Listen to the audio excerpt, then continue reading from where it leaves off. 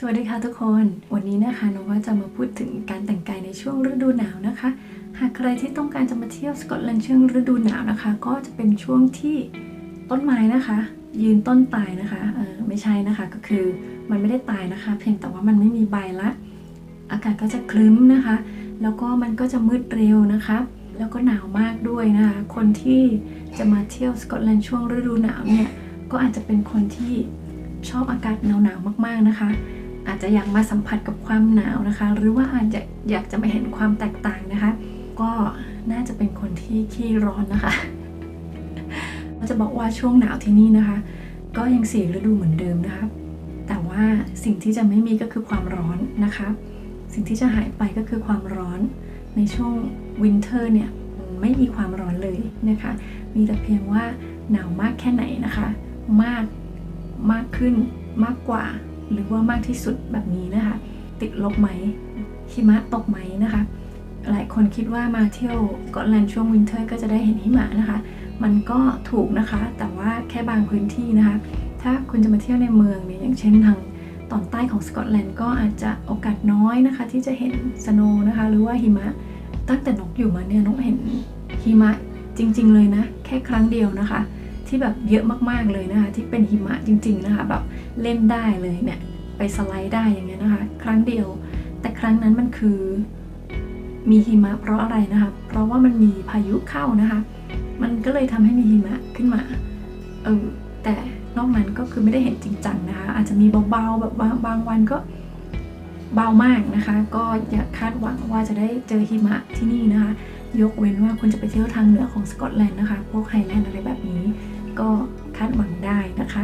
ส่วนเสื้อผ้าที่จะต้องใส่ช่วงหิมะนะคะช่วงมีหิมะหรือว่าช่วงหน้าหนาวนี้นะคะก็เลเยอร์เยอะๆนะคะเหมือนเดิมเลยนะคะก็คนขี้หนาวก็7ชั้นอะ นกก็อาจจะใส่เสื้อกล้าม2ตัวนะคะเสื้อแขนสั้น2ตัวเป็น4แล้วนะแล้วก็เสื้อแขนยาวอีก2ตัวอะไรอย่างนี้นะคะที่เราจะใส่เสื้อกันหนาวเนี่ยมันไม่ถนัดแขนมากๆเลยนะคะมันจะทำให้เราอึดอัดเราจะหนาแค่ช่วงตัวพอนะคะช่วงตัวเราจะอบอุ่นแต่ช่วงแขนเนี่ยได้อยู่นะคะที่สำคัญหน้าหนาวไม่ควรลืมเลยนะคะถุงมือนะคะอย่าลืมเพราะไม่รู้เป็นเหมือนกันหรือเปล่านะคะคนที่แบบขี้หนาวมือเนี่ยขี้หนาวเนี่ยมือเขาจะเย็นมากๆนะคะบางครั้งมีความรู้สึกถึงกับนกเคยมีความรู้สึกถึงกับมือจะหายไปเลยนะคะคือมันคิดว่ามันจะตายเลยอะเพราะว่าตอนนั้นนกก็ขี่จักรยานด้วยแล้วก็ลืมถุงมือค่ะมันก็ขี่ไปมันก็มีลมเนาะกระทบมือแล้วเราก็ซ่อนมือเราไม่ได้เพราะเราต้องจับแฮนด์นะคะรถจักรยานเราก็เลยแบบซ่อนได้ทีละมือแต่มันก็ไม่ทันอุ่นนะคะมันก็ต้องออกมาสลับกับอีกข้างหนึ่งโอ้โหแบบ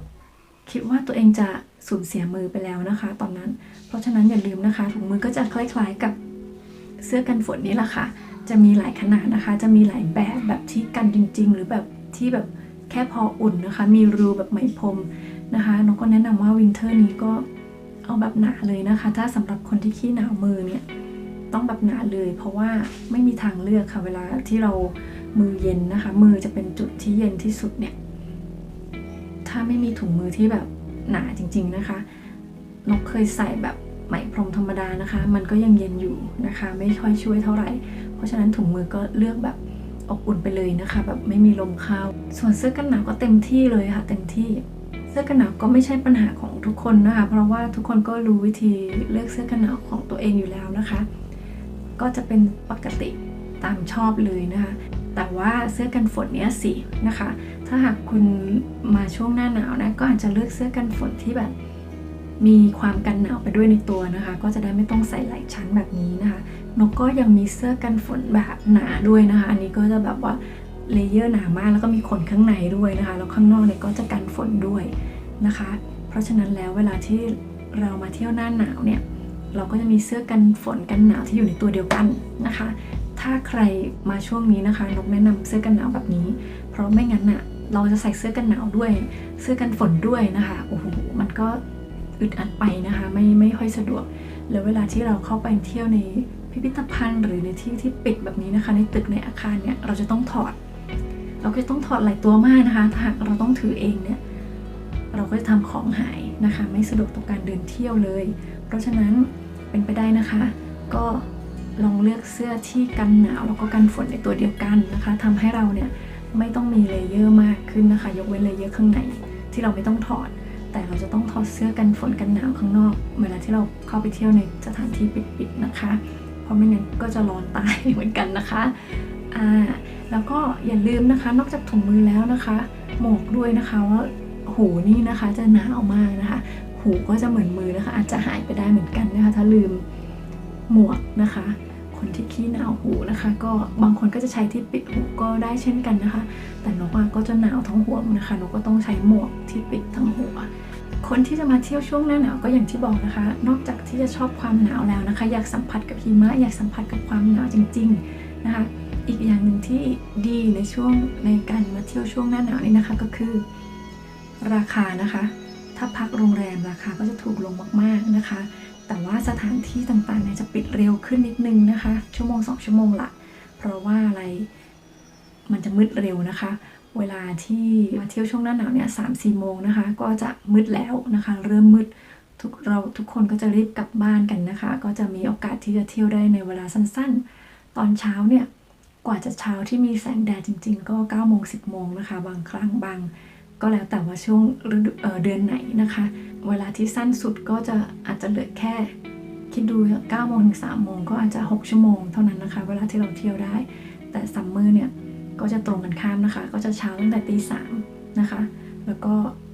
กว่าจะมืดก็4-5 ทุ่มก็มีนะคะก็จะเที่ยวได้12 ชั่วโมงมันห่างกันมากนะคะก็นั่นเป็นเหตุผลที่ทำไมนะคะคนก็จะมาเที่ยวช่วงซัมเมอร์กันซะมากกว่านะคะแต่มันก็มีข้อดีข้อเสียแตกต่างกันไปนะคะอย่างฤดูหนาวก็อาจจะถูกกว่านะคะราคาตั๋วต่างๆนะคะไม่ว่าจะเป็นตั๋วเครื่องบินนะคะหรือว่าที่พักโรงแรมนะคะแต่ว่าก็อย่างที่บอกสถานที่เที่ยวก็อาจจะปิดเร็วขึ้นแล้วก็เวลาเที่ยวก็อาจจะน้อยลงนะคะก็แล้วแต่ชอบเลยค่ะแต่ว่าสุดท้ายแล้วก็คือเราก็ต้องเตรียมตัวให้เหมาะกับการมาเที่ยวของเรานะคะว่าเราเที่ยวช่วงนี้จะต้องแต่งตัวแบบนี้เตรียมตัวอย่างไรเท่านั้นเองนะคะก็ขอให้ทุกคนสนุกกับการมาเที่ยวไม่ว่าจะฤดูไหนนะคะเพียงแต่เราพร้อมนะคะเราก็จะทำได้ทุกอย่างค่ะถ้าหากวันนี้นกลืมอะไรนะคะก็เมนไว้ได้นะคะแล้วก็ถามกันได้นะคะก็ยินดีจะแบ่งปันนะคะถ้าชอบนะคะกดไลค์กดแชร์กด Subscribe นะคะเป็นกำลังใจให้กันนิดนึงนะคะพบกันคลิปหน้าค่ะวันนี้สวัสดีค่ะ